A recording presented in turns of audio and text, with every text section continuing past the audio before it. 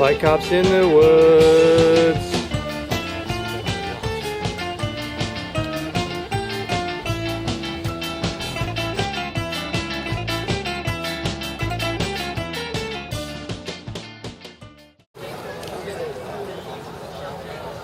So man, I couldn't help not notice your sign. It says, "It's only class warfare to them when we fight back." Right. You know, that sign resonated with me, and let me explain to you why. Sure.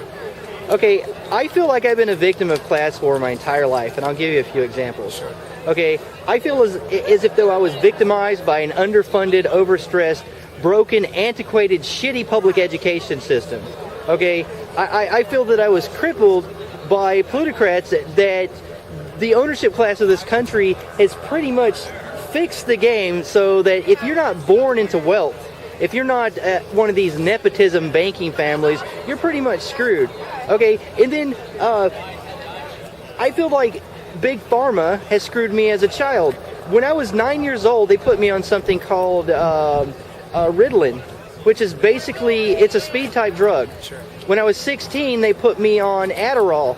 Now, if you Google what Adderall is Adderall's a marketing term. What it really is methamphetamine hydrochloride. Sure. So shitty public education system, Big Pharma comes in, screws me over, and basically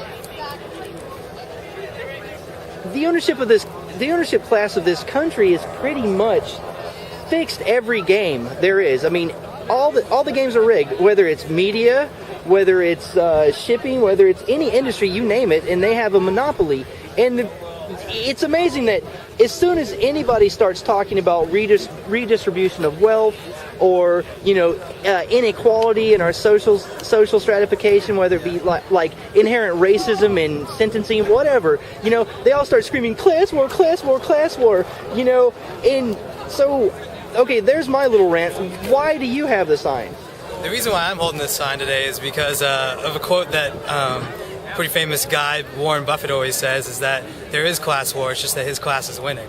And I go from that basic mindset that, you know, as you call the ownership society, or, you know, the ownership class, the ones that own it all, they are able to rig the system because of a legal doctrine called corporate personhood, which is really what I'm here for and what I think has caused the class warfare. It's the ability of corporations to dominate the political system because they're able to assert the rights of people under the Constitution, under corporate personhood. So sure. I think them being able to buy off the politicians allows for the system to be rigged, so to speak, because they're the only ones speaking. Yeah, you're talking about that Supreme Court decision that allows private corporations to give unlimited amounts of funds to politicians, and they claim that it's because of their inalienable right of free speech as a human being. Right. Yeah, that's so beyond the pale of logic and reason. Right. That, I think, is what cemented class warfare in our political system, to the point to where, like you talk about, the education system, it's tougher for people to be able to